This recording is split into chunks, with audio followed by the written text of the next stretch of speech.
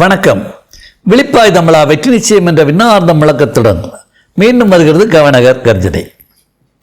ஐயாவை பொறுத்தளவில் ஒரு மகிழ்ச்சி இருக்கிறது நெஞ்சத்தில், ஒரு அளவற்ற வருத்தமும் இருக்கிறது. இதுதான் என்னோட நிலைமை இன்னைக்கு. பாதி மகிழ்ச்சி, பாதி வருத்தம், பாதி ஒளி, பாதி இருளில் நான் ஒரு தடுமாறிக்கிட்டே இருக்கேன். மகிழ்ச்சி என்னன்னு கேட்டிங்கன்னா, இந்த மத்திய அரசு ஒரு தன்னலமற்ற, ஒரு தன்னிகரற்ற ஒரு மகா ஞானி, அவர் கையில் பத்திரமா இருக்குது, நாடே பத்திரமா இருக்குது, பாதுகாப்பாக இருக்குது. ஒரு மகிழ்ச்சியான ஒரு செய்தி. மகாகவி பாரதியார் காந்திக்காக ஒரு பாட்டு எழுதினார். வாழ்க நீ எம்மான் இந்த வையத்து நாட்டிலெல்லாம், தாழ்வுற்று வறுமை மிஞ்சி விடுதலை தவறி கேட்டு பாழ்பட்டு நின்றதாமோர் பாரத தேசந்தன்னை வாழ்விக்க வந்த காந்தினாரு. நான் இப்போ வாழ்விக்க வந்த மோடி அப்படின்னு சொல்லி வாழ்த்துறேன். மனதார வாழ்த்துறேன், மகிழ்ச்சியோடு வாழ்த்துறேன். ஏன்னா உலகமெல்லாம் பல அதிர்ச்சியில் இன்னைக்கு இருக்கும்போது நம்மளை பத்திரமா மகிழ்ச்சியாக இந்த இந்திய திருநாட்டை கொண்டு செல்லும் ஒரு உன்னதமான ஒரு மகானை எவ்வளோ வாழ்த்தினாலும் அதுக்கு அளவே இருக்காது. அவ்வளவு மகிழ்ச்சி எனக்கு அவரை வாழ்த்துறதில்ல. எனக்கு பாம்பின்கால் பாம்பறியும்ன்ற மாதிரி ஒரு ஞானியின் பெருமையை ஒரு ஞானமுள்ளவனால் தான் உணர முடியும். ஏன்னா எவ்வளவு எதிர்ப்பு கிடையாது, அத்தனை மீடியாக்களும் அவருக்கு எதிரியாக இருப்பாங்க, எவனுமே ஆதரவு கிடையாது.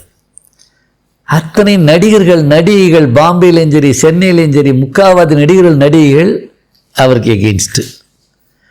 கொள்ளையடிக்கிற அத்தனை கட்சிகளும் ஆல் ஓவர் இந்தியா அவருக்கு எகெயின்ஸ்டாக வேலை செய்கிறாங்க. உலகை ஆட்டி படைக்கும் ஆதிக்க சக்திகள், உலக பணக்காரங்க, உலக பணக்கார நாடுகள்னு தன்னை பீத்தி கொள்ளக்கூடிய அத்தனை நாடுகளும், பிபிசியிலேருந்து யூகேலேருந்து அமெரிக்காவிலேருந்து எல்லாரும் தூத்துறானுங்க. இத்தனை எதிர்ப்பு கடையில் ஒரு நாட்டை கம்பீரமாக நிறுத்தி இந்தியான்னு சொன்னால் ஒரு எல்லாரும் அப்படி ஆச்சரியமாக திரும்பி பார்க்குற மாதிரி வைக்கிறாரு. Very great, very great. சும்மா சொல்லக்கூடாது. இந்த சிரியாலாம் நமக்கு அவ்வளவு எதிர்ப்பான நாடு. ஐஎஸ்ஐஎஸ் தீவிரவாதிகளுக்கு ஆதரவு. கேரளாவிலேருந்து இளம் பெண்களை லவ் ஜிகாத் பண்ணி கடத்திட்டு போய் அங்கே பாலியல் அடிமைகளாக பல்லாயிரக்கணக்கான லேடிஸ் அப்படி சிக்கி அங்கே கிடக்காது. இப்படி ஒரு நாடு. துருக்கி பாகிஸ்தானுக்கு சப்போர்ட்டாக இருந்து ஐக்கிய நாடு சபையில் நமக்கு எதிராக கடுமையாக விமர்சனம் செய்த ஒரு நாடு. நீங்கள்லாம் இப்படி செய்கிறாங்களேன்னு நினச்சோம். திருவள்ளுவர் அழகாக ஒரு குரலில் சொல்லுவார், குடி செயல் வகை. அதாவது பொது தொண்டு செய்வது எப்படின்னு 10 குரல் சொல்லும்போது 4வது குரல் ஒரு அடிப்பாக வருங்கிற ஆப்பு.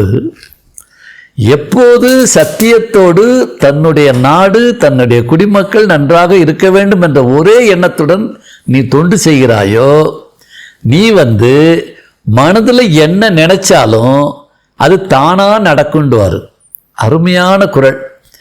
புத்தகம் கேட்குறவங்களுக்கு நிறைய பேருக்கு அந்த குரலை தான் நான் கொடுக்கறது வழக்கம். 1024. சூழாமல், அதாவது முயற்சி எதுவும் செய்யாமல் தானே முடிவெய்தும், தானா நடக்கும். யாருக்கு? தன் குடியை, தன்னுடைய மக்கள், தன்னுடைய இனம், தன்னுடைய நாட்டு மக்கள் நல்லா இருக்கணுன்றதுக்காக உண்மையான பொதுத்தொண்டு, தன் குடியை தாளாது உயற்றுபவர்க்கு. கொஞ்சம் கூட ஒரு லீவ் எடுக்காம, ஓய்வில்லாமல் தன்னுடைய குடிமக்களின் நலனுக்காக, உயர்வுக்காக உழைக்கும் ஒரு பெருமகன் பேசவே தேவையில்லை என்றார். நீ நினைச்சா போதும் அங்கே நடக்குன்றார். பாருங்க, சிரியாவும் துருக்கியும் அவ்வளோ எதிர்ப்பாக இருந்தாங்க. பாருங்க, ஒரு எர்த்குவேக் இந்த 2 நாட்டை மட்டும் அடித்தது பாருங்க. ஆயிரக்கணக்கான கட்டடங்கள் அப்படியே நொறுங்கி கீழே விழுந்து லட்சக்கணக்கான மக்கள் செத்தாங்க. நாடே ஆடி போச்சு. அவன்கிட்ட அவ்வளோ இராணுவ பலம் இல்லை, கோதுமை மாவு இல்லை, உணவு பண்டம் இல்லை, மருந்து இல்லை. மற்ற நாடுகள்லாம் யோசித்து அவங்க அதெல்லாம் ரெடி பண்ணி கொடுக்கறதுக்கு முன்னாடி டெக்ளேர் பண்ணார் பாருங்க, நண்பருக்கு உதவுவோம், ஆப்ரேஷன் தோஸ்த். தோஸ்துனா நண்பர் ஹிந்தியில். நண்பருக்கு நாம் உதவுவோம்னு சொல்லிட்டு போய் லேண்ட் ஆனது இந்திய இராணுவம் தான். இந்திய இராணுவ விமானங்களில் ஏராளமான உணவுப் பொருள், ஏராளமான மருந்து பொருள் சர்ப்ளஸாக. ஏன்னா இந்தியாவில் எல்லாத்தையும் சர்ப்ளஸாக வச்சுருக்காரு. உங்களுக்கு இலவசமாக கோதுமையை கொடுக்குறாரு, 3 வருஷமாக கொடுக்குறாரு, இலவசமாக அரிசியை கொடுக்குறாரு, கேஸ் சிலிண்டர் கொடுக்குறாரு. எவ்வளோ சர்ப்ளஸாக வச்சுருந்தா கொடுப்பாரு, அவ்வளோ வச்சுருக்காரு. அவ்வளோ விளைய வைக்கிறாங்க, அவ்வளோ பாதுகாப்பு பண்ணி அதை வச்சு அப்படியே கொண்டு போய் இறக்கிட்டார். அந்த ஃபினான்ஸ் மினிஸ்டர் ஆடி போய் அப்படி நெகிழ்ச்சியோடு சொல்கிறாரு, எங்களுக்கு முதல் துணை இந்தியா தான். மோடி மாதிரி ஒரு கிரேட் பீப்புளை பார்க்கவே முடியாது. நாங்கள் அவருக்கு எதிராகவே இருந்தவர்கள், எதையுமே நினைக்காம எங்கள் மக்களெல்லாம் அந்த இராணுவத்தை போய் கட்டி பிடிச்சி வாழ்த்துறாங்க. காரணம் என்னென்னா, அந்த இடிபாடுகள் வந்து சிக்கிய வேக வேகமாக அவங்கள பீட்டி, அவங்கள பாதுகாப்பு பண்ணி, அவங்களுக்கு உணவு கொடுத்து, மருந்து கொடுத்து, என்ன மாதிரி வேகமான ஒரு உதவி அதை இந்தியா தான் நம்பர் 1 செஞ்சதுன்னு சொல்லி 2 நாடுமே தங்கள் செயலுக்காக தலை குனிஞ்சாங்க. நம்மளை இந்தியாவை மோடியை பிரமாதமாக வாழ்த்துறாங்க. என்ன ஒரு அபாரம்! சூழாமல் தானே முடிவெய்தும் தன் குடியை தாளாதும் ஏற்றுபவருக்கு நினைச்சாருன்னா அங்கே நடக்க ஆரம்பிச்சிடும். அந்த மாதிரி ஒரு சக்தி வாய்ந்த பிரதமர். அதை நினைக்கும்போது ரொம்ப மகிழ்ச்சியாக இருக்குது. ஆனால் அதே சமயத்தில் தமிழ்நாடை நினச்சா ஆழமான வருத்தம். பாவலர் பெருஞ்சித்தனார் சொல்லுவார், சும்மா எம்ஜிஆர் நல்ல மனுஷன், அவர் ஆளும்போதே அவரவே பிடிக்காம அவர் ஒரு பாட்டு எழுதினார் தென்மொழி என்ற அவருடைய இதழில். நான் கவர்னர் முழக்கம் நடத்துகிற மாதிரி அவர் தென்மொழின்னு ஒரு தனித்தமிழ் இலக்கிய இதழ் நடத்தினார். அதில் அட்டையில் எழுதுறாரு, நடிப்பார் ஆட்சியில் நான் இருந்தேனே அப்படின்வார். இப்படி நடிகர்கள்லாம் ஆட்சி செய்யக்கூடிய காலத்தில் நான் வாழ்கிறனேன்னு நொந்து நூலாகி அந்த பாட்டு எழுதியிருப்பார். அவர் நல்ல சங்கப்புலவர் மாதிரி பாடுவார். அவருடைய பாட்டுக்கு ஈடுனே கிடையாது. புறநானூற்று பாடல்களுக்கு நிகரானவை. பாவலர் பெருஞ்சித்தனார். சரிங்களா? நாங்கள்லாம் அவரை வணங்கி அவரை ஏற்றுக்கிட்டு அவருடைய முறைப்படி நாங்கள் கெஞ்சுவதில்லை பிறர்பால், பிறசை கேட்டினுக்கும் அஞ்சுவதில்லை, தமிழையும் நாட்டையும் ஆளாமல் துஞ்சுவதில்லை, தமிழன் தோள் எழுந்தால் எஞ்சுவதில்லை உலகில் எவரும் எதிர் நின்றே. தமிழர்கள் மட்டும் செல்ஃப் ரியலைசேஷனோட எந்திரிச்சு நின்றுட்டாங்கன்னா அவனை எதிர்க்கிற சக்தி உலகத்திலே எங்கும் இல்லைன்னு சொல்லுவார். Golden words, diamond words. ஏன் வச்சுக்க, நான் சீமானை ஏன் ஆதரிக்கிறேன்னு சொன்னால், அந்த தமிழ் தேசியம் என்ற ஒரு மூல வித்தை அவருக்கு பத்திரமா வச்சு கொண்டு வரணும்னு நினைக்கிறார். அதெல்லாம் இவங்க போட்ட விதை தான். புரியுதுங்களா? மற்றவெல்லாம் மந்திரி, இவர் கூட இருந்தவன் பூரா தென்மொழியை வித்தவன் பூரா மந்திரி பதவி கிடைச்சோன்னு எல்லாம் மாறிட்டாங்க. நிறையா பேர் இங்கே இருக்க மந்திரிகளில், திராவிட மந்திரிகளில் நிறையா பேர் அவர் பின்னாடி அவருக்கு தொண்டு செஞ்சவன் தான். ஆனால் பதவிக்கு வந்தவுடனே அப்படியே படுத்துட்டாங்க. ஆனால் எம்ஜிஆர் அப்படி சொல்ல முடியாது. எம்ஜிஆர் அவருக்கு சம்மந்தமே இல்லாட்டி கூட அவங்க குடும்பத்துக்கு உதவி செய்யணுன்றதில் ரொம்ப கவனமாக இருந்தார். தன்னை திட்டுறதெல்லாம் அவர் கண்டுக்கவே இல்லை. அந்த மாதிரி அவருடைய இயல்பு வேறு. ஓகே, அது மாதிரி இப்போ இப்படி பொய்யும் வஞ்சகமும் திருட்டுத்தனமும் கபட நாடகமும் வேஷதாரிகள் நாட்டை ஆளும்போது இங்கே நான் வாழ்கிறனேன்னு அளவற்ற வருத்தம். நடிப்பார் ஆட்சியில் நான் இருந்தேன்னு சொல்கிற மாதிரி இந்த பொய்யர்கள் ஆட்சியில் நான் இருக்கிறேனேன்னு நான் ஐயா ரொம்ப வருத்தப்படுறேன். அண்ணா இதுக்கு சென்னை மாகாணம்னு இருந்ததை மெட்ராஸ் பிரசிடென்சின்னு தமிழ்நாடுன்னு மாற்றினார்.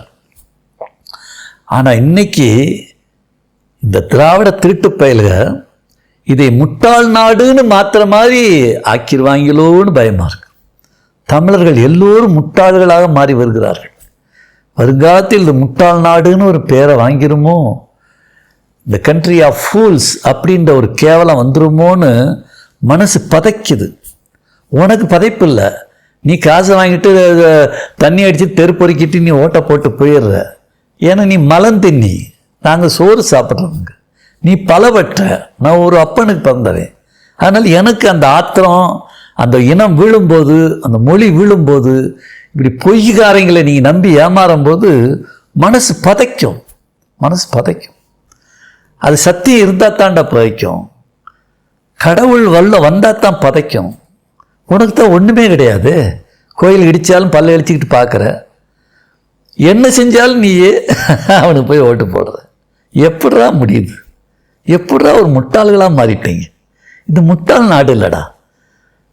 சின்னத்தை பார்க்காதீங்கடா, ஆளுகளை பாருங்க, நல்லவனை பாரு. எப்படி மத்திய அரசு ஒரு நோபல் மேன்ட்ட, ஒரு செயின்ட், ஒரு ரிஷி, ஒரு முனிவன்ட்ட ஒரு நைஷ்டிக பிரம்மச்சாரி கொடுத்த மாதிரி இந்த தமிழ்நாட்டை ஒரு நல்லவங்கையில் ஒப்படைச்சி நல்ல செழிப்பான நாடா, நல்ல வளமான நாடா, இயற்கை வேளாண்மை செய்கிற நாடா, பாரம்பரிய மருத்துவத்தை மதிக்கும் நாடா, நம்ம மொழியை மதிக்கிற நாடா, நம்ம சமயத்தை மதிக்கணும், நம்ம திருமறைகளை மக்கள்கிட்ட கொண்டு போய் பிள்ளைகிட்டெல்லாம் கொண்டு போய் சேர்க்கணும், நம்ம ஆலயங்கள் புத்தம் புதுசாக பராமரிக்கப்பட வேண்டும், நம்முடைய கால்நடைகள் பாரம்பரிய காங்கையங்காலையிலேருந்து கால்நடைகள் எல்லாம் பராமரிக்கப்பட வேண்டும். கோயில்களை ஏன் கோசால வச்சாங்க? எப்படிரா உங்களால் முடியுது? ஐயோ, பொய்யர் ஆட்சியில் நான் இருந்தேனே. அதனால தான் எனக்கு மத்திய அரசில் மோடி இருக்கிறதுல அளவற்ற மகிழ்ச்சி. இந்த மாநில அரசில் பாருங்க, இவங்க யோகி ஆதித்யநாத் உத்தரப்பிரதேச முதல்வர் அந்த பசுமாடுகளுக்கு கன்றுகளுக்கு புல்ல நீட்டுறாரு, ஓடியாந்து வாங்குது. அதே சமயத்தில் நீ முட்டாள் தேர்ந்தெடுத்த முதல்வர் கீரையை கொண்டு போய் மாட்டை நீட்டுறாரு, அந்த மாடு அப்படியே நிற்கிது, தொட மாட்டுது. பக்கத்தில் ஒரு மனைவி அது அப்பப்போ கோயிலாக போய் ஏதோ ஒன்று பண்ணிட்டு வரும், அதுவும் நீட்டுது. நம்ம கோயில் போகிறவங்க நம்ம கொடுத்தா அந்த மாடு வாங்கிடும், நீட்டுது. அவது அது ரோட்டில் அசையாமல் நிற்கிது. இந்த வீடியோ போடுறேன் பாருங்க.